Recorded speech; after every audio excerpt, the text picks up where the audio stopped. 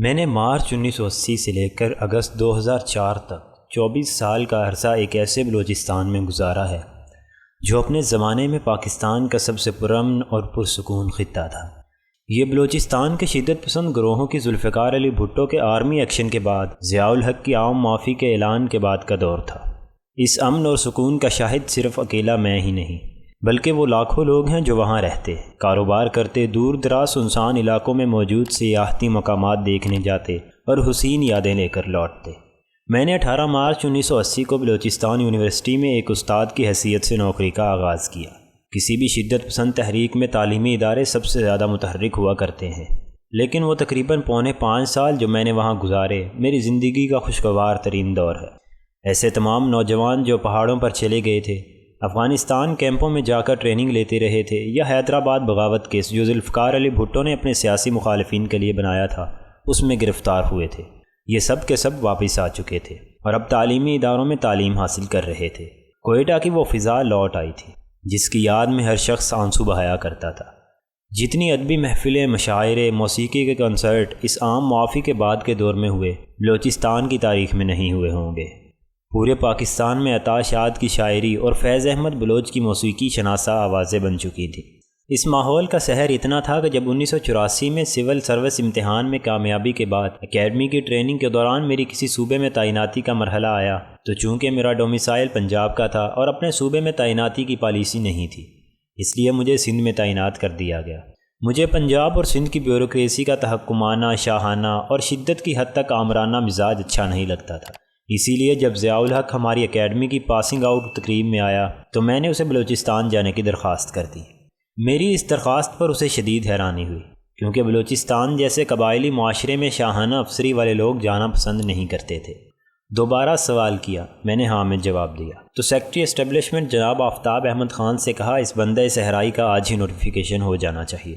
یون ٹریننگ کے بعد نوکری کے اگلے 18 سال میں نے اس عام معافی کے فوائد سے بہرمند ہونے والے بلوچستان میں گزارے۔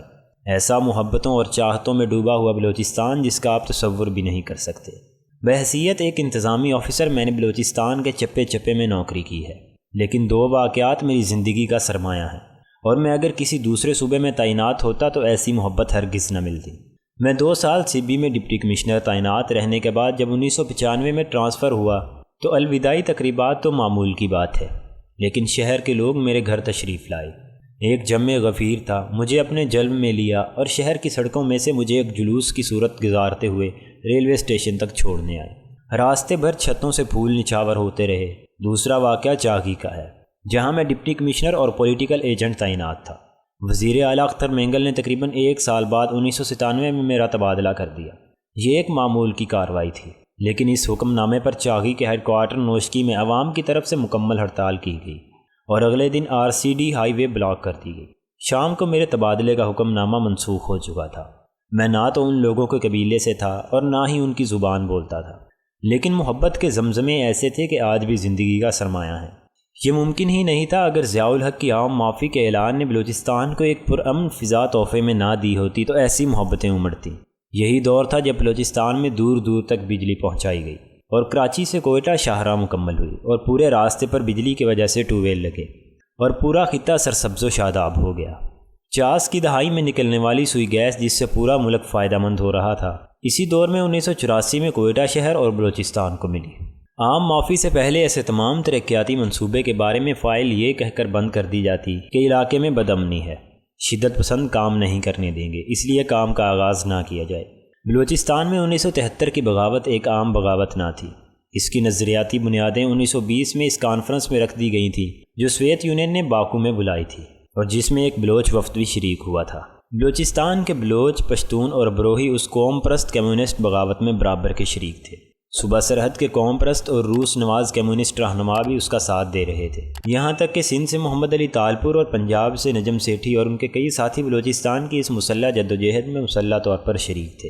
اس مسلح بغاوت میں افواج پاکستان اور پیراملٹری فورسز کے 3000 افراد نے دائمی اجل کو لبیک کہا تھا۔ 5300 بلوچ، پشتون اور بروہی متحرک لڑنے والے جاں بحق ہوئے تھے اور 16000 عام شہری جان سے گئے۔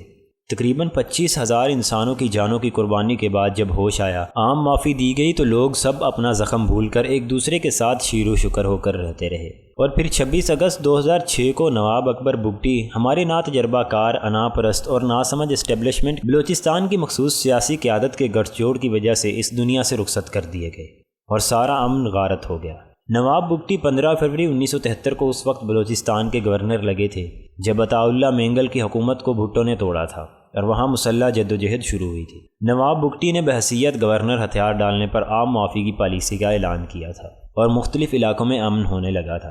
نواب بگٹی کے اس فارمولے پر جب 5 جولائی 1977 پر عمل ہوا تو اس کے بعد 26 اگست 2006 تک کے 19 سال بلوچستان کے امن و سکون کی گواہی دیں گے۔ حالانکہ اس تمام عرصے میں بلوچستان کی 2 سرحدوں پر انقلابات ہی انقلابات برپا ہو رہے تھے۔ ایران میں آیت اللہ خمینی کا انقلاب آیا اور ساتھ ہی افغانستان میں پہلے روس کی افواج داخل ہوئیں، مجاہدین کی جنگ، انوی فتح، پھر آپس کی لڑائی، طالبان کا عروج، 11 ستمبر، امریکہ کی مداخلت، یہ سب کچھ ہوا۔ لیکن بلوچستان کے عوام پر عام معافی کے اعلان کا اس قدر گہرا اثر تھا کہ ہزاروں کلومیٹر ایرانی اور افغانی سرحد کے پار سے ہونے والے حادثات بلوچستان کے امن کو تباہ نہ کر سکے۔ اس عام معافی میں کامیابی کی 2 بنیادی وجوہات ہیں۔